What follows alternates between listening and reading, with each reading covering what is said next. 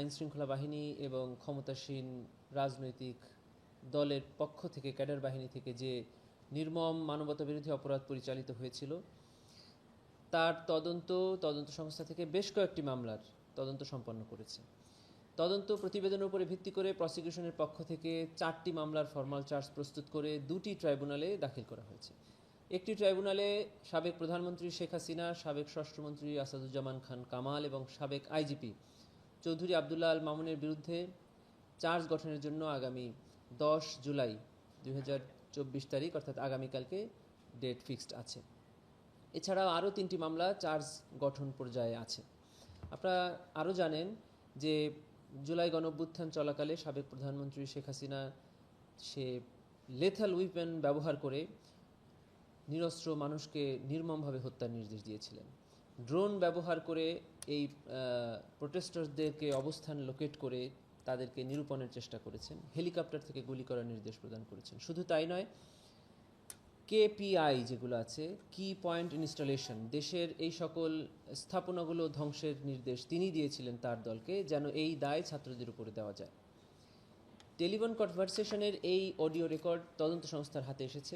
তদন্ত সংস্থা যথাযথ কর্তৃপক্ষের নিকট থেকে তার ভেরিফিকেশন করে দেখেছেন যে এটা জেনুইন, এটি আসামি শেখ হাসিনার ভয়েস। আমরা সেটিকে বিচারের জন্য ট্রাইব্যুনালে উপস্থাপন করেছি। চার্জ গঠন যদি ট্রাইব্যুনাল করে থাকেন, তাহলে এটিকে আমরা সাক্ষ্য হিসাবে এক্সিবিট করার জন্য ট্রাইব্যুনালের কাছে প্রার্থনা করব at the time of trial. এবং আমরা ইতিমধ্যে জেনেছি যে বিবিসি থেকে এই নিউজটাও ব্রডকাস্ট হয়েছে এবং তারাও তাদের ইনভেস্টিগেশনে এই ভয়েসের সত্যতা পেয়েছেন। অতএব ইউএন এটাকে সার্টিফাই করেছেন যে এই ঘটনার সময় 1400 মানুষ নিহত হয়েছে। ইউএন সহ ইন্টারন্যাশনাল অনেক অর্গানাইজেশন এই ঘটনার স্বীকার করেছেন। বিবিসি, আল জাজিরা সহ ইন্টারন্যাশনাল অনেক মিডিয়া থেকেও আমাদের তদন্ত প্রতিবেদনের সাথে মিল রেখে তারাও বক্তব্য দিয়েছেন। আমাদের এই আইনের 19-এর 3 ধারা একটি বিধান আছে।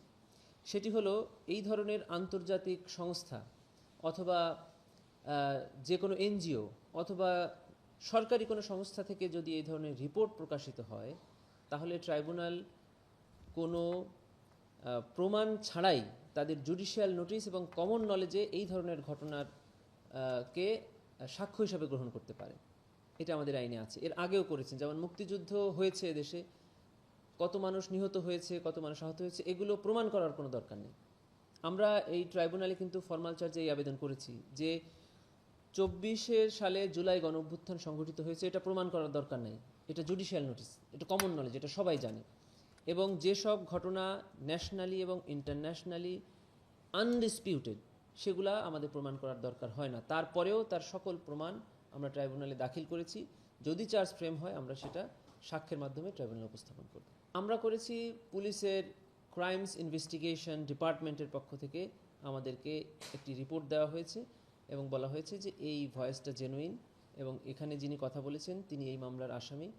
এবং তার ইতিপূর্বে তার যে বক্তব্য ছিল বিভিন্ন মিডিয়াতে দেওয়া, বিশেষ করে বিটিভিতে দেওয়া, সেই সকল বক্তব্যের স্যাম্পল তারা নিয়ে সেখানে তাকে মার্চ করে ক্রস ম্যাচ করে দেখেছেন যে এটাই তার বক্তব্য। এটাই হলো জুলাই গণঅভ্যুত্থানের আগের ট্রাইব্যুনাল এবং গণঅভ্যুত্থানের পরের ট্রাইব্যুনালের পার্থক্য।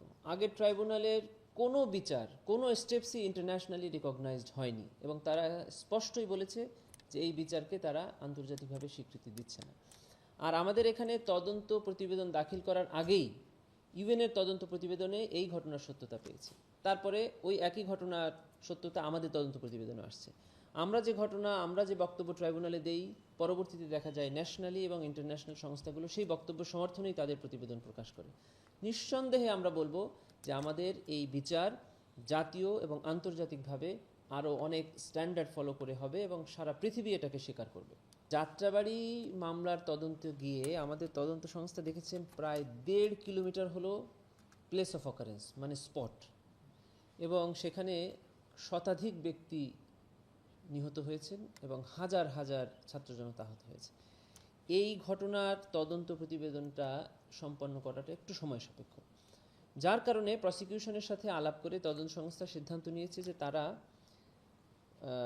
ভিকটিম ওয়াইজ অথবা একটা ছোট ছোট প্লেস অফ অকারেন্স করে আলাদা আলাদা তদন্ত প্রতিবেদন জমা দিবে। এই সিদ্ধান্ত নিয়ে আমরা ইনভেস্টিগেশন এজেন্সি এবং আমরা একমত হয়েছি যে ওখানে যে কয়টি কেস খুব সহজে সলভ করা সম্ভব সেই কয়টি কেসের তদন্ত খুব শীঘ্রই ওনারা যেন ছোট ছোট আকারে দাখিল করে।